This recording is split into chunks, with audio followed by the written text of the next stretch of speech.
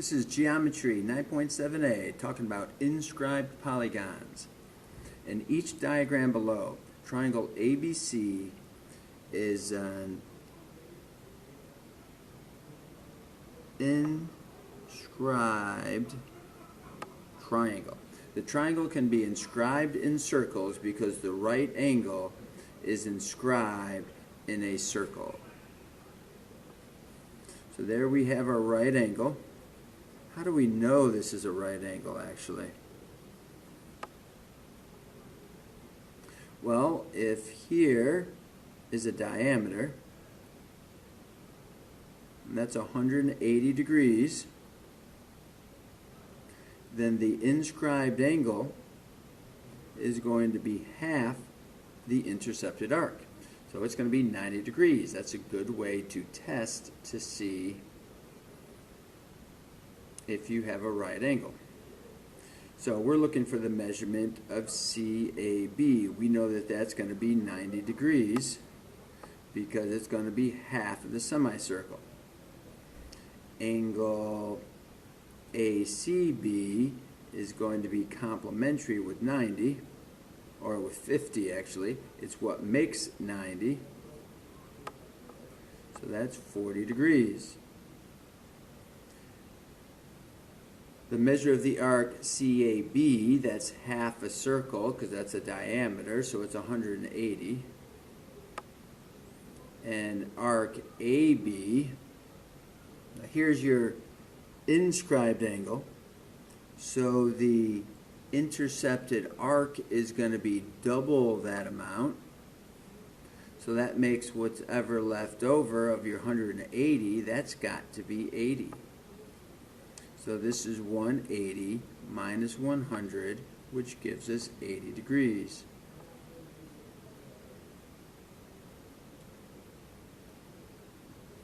Here we have an angle that's touching the ends of a diameter. So the measurement of angle CAB, in this case, we know that this is your semicircle, so that makes this 180, which requires this to be a right angle. So these are complementary angles. That's going to be 26 degrees. Angle ACB, we decided was 90 because it's half of 180. It's half the semicircle. Arc AB, well, you can't really name it like that. You would have to have an extra letter. ACB, right? You got to have 3 letters to name a semicircle, but it's still 180. And CB is going to be double the inscribed angle. So double 26 is going to be 52. Here we have 90 degrees. So we're looking for the angle DAB. Well, that's going to be half of 85.4. So if we grab our calculator and do 85.4 and divide that by 2, we know that that's going to be a 42.7 degree angle. And how about the arc ADB? From A to D to B. Well, that's half of a circle. This is a diameter. Then the arc is going to be 180.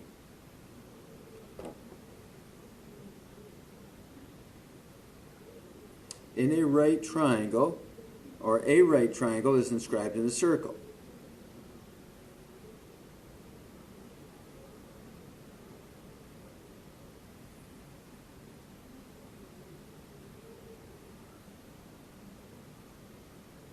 So you know that the triangle is going to have a diameter that is the hypotenuse. That's a requirement. That's the only way to get a right triangle to fit inside of a circle. Every single time. The radius is 5.6. 5.6 on one side of the diameter, 5.6 on the other side of the diameter. Because a radius is half the diameter. It's one side of your center point. What is the length of the hypotenuse of the right triangle?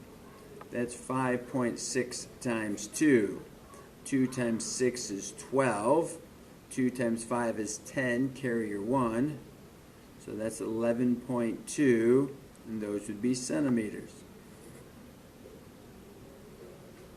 So notice what we did there. We drew a right triangle inside of a circle, inscribed inside of a circle, that requires the diameter to be the hypotenuse of the triangle.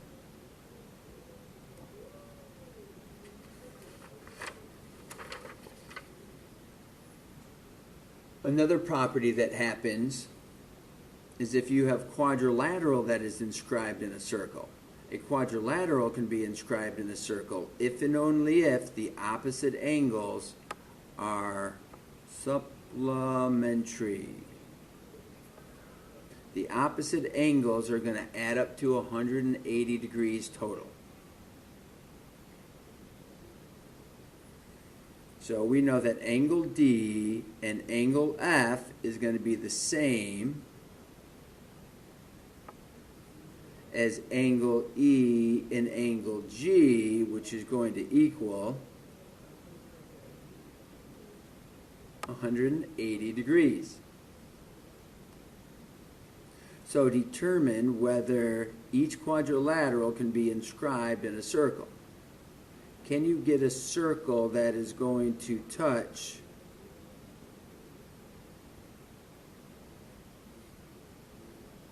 each of the vertices? That's the question. And because the opposite angles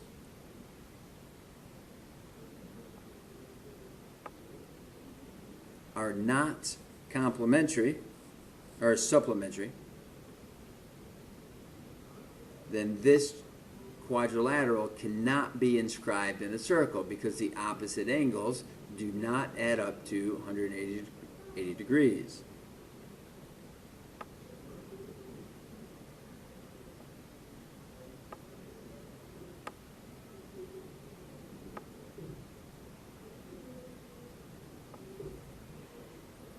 This one here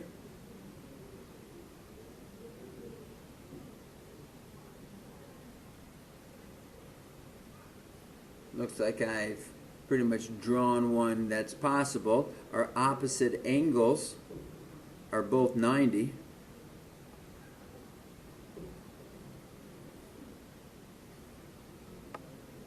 Opposite angles are supplementary. So yes, it can be inscribed in a circle.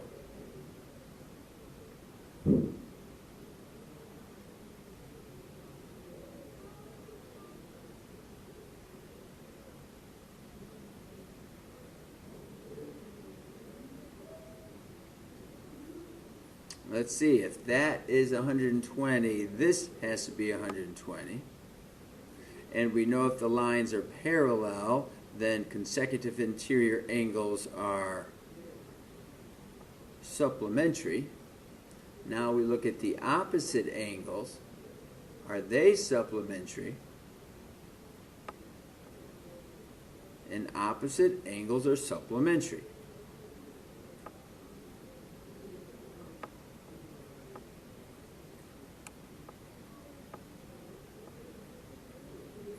So yes, it can be inscribed in a circle. Now we got some algebra to do. Okay, now we see that this is inscribed in a circle. So we know that the opposite angles are supplementary. Y plus 62 adds to be 180. So if we subtract the 62, we know that y is going to be 118. And since x is going to be the same calculation,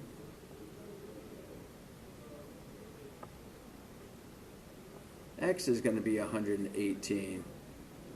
Looks like this is an isosceles trapezoid. Base angles are congruent. Take a look at x.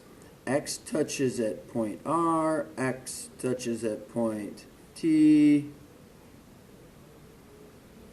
So we know 140, or 170 plus the 40 equals 210 degrees. So we know that x is going to be half. This is an inscribed angle. X equals half of the 210. So that's going to be 105. So if that's 105, angle y plus angle x has to add up to 180.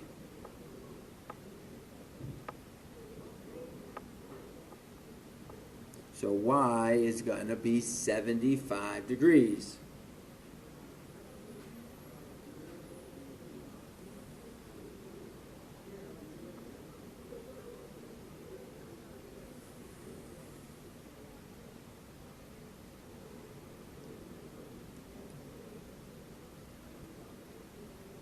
Let's take a look here. We have a circle and a quadrilateral is inside that circle. We have values for the opposite angles. So let's see for what value of x those will add together to be 180. That's the question.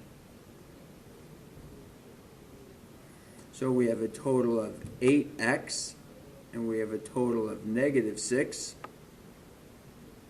We're going to add our 6 to the other side, and we're going to divide by 8. 8 goes into 18 2 times, which is 16 with 2 left over. It goes into 26 3 times, which is 24. So that means that there's 2/8 left over. So that's 0.25. Or 1/4.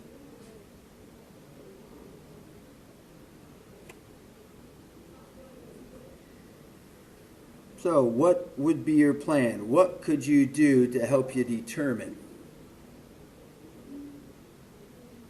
What do you see? See the letter Y. See it opens to here, but it doesn't, I don't know this arc value, so I can't do half of that arc. I don't know this portion of it. But I see Y and I see Y, so I know that those are supposed to be supplementary. So 2y plus 3y and 5 make 180. That's a total of 5y and 5 make 180. So if I subtract the 5 over to the other side, then I divide the 5 over to the other side. That 5 goes into 17 3 times with 2 left over. Y has to be 35 degrees. Now I look at X, and I see that X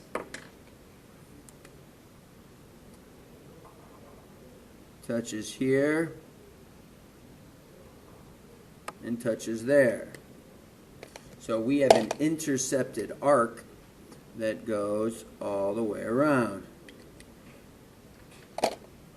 So I need to realize that X is going to be half of 108 plus 75. So X is going to be half of 183.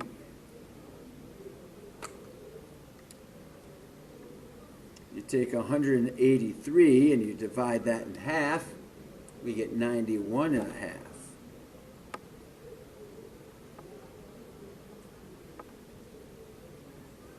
And then Z has to be complementary with x. So z equals 180 minus 91.5. So 180 minus 91.5 gives us 88.5.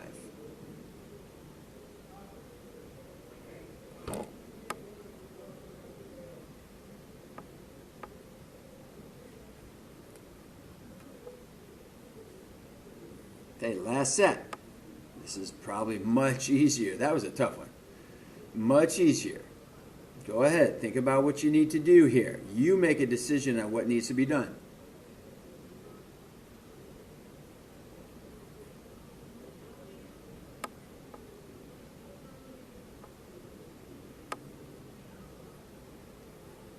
Opposite angles have to be supplementary. Opposite angles have to add up to 180.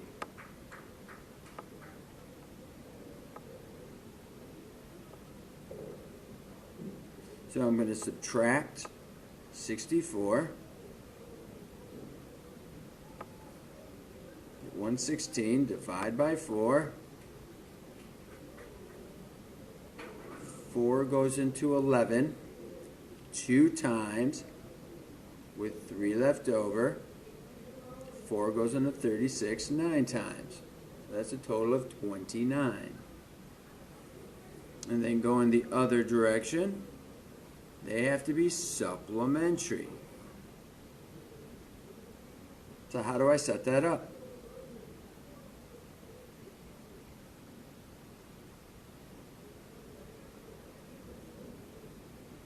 $3x plus 63 has to add up to 180 degrees. We're going to subtract our 63, which is 117, divide by 3. 3 goes into 11 3 times, with 2 left over. That's going to be 39. It's not 39 degrees, it's just a value of 39. Okay, last one.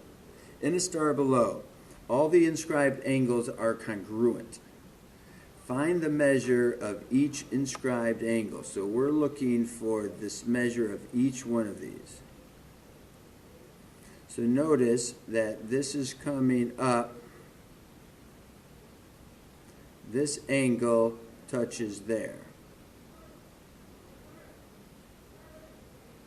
This angle touches there. Let's not call it y because it is actually the same value. This angle touches this arc. This angle touches this arc. This angle touches this arc, and the final angle touches this arc. So if we inscribe all these angles in here, make them all congruent, then we're going to have 360 degrees, because that's the distance around the whole circle, the angles around the whole circle, but each inscribed angle is half of that amount. So the sum of them is going to be 180. And if we take the total sum and divide that by 5, we'll find out that that is 36 degrees for each individual angle.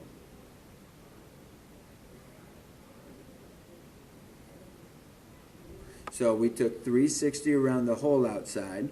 We knew that we had to divide it by 2 because the inscribed angle is half of the intercepted arc, and that was broken into 5 equal amounts. Good job, everybody.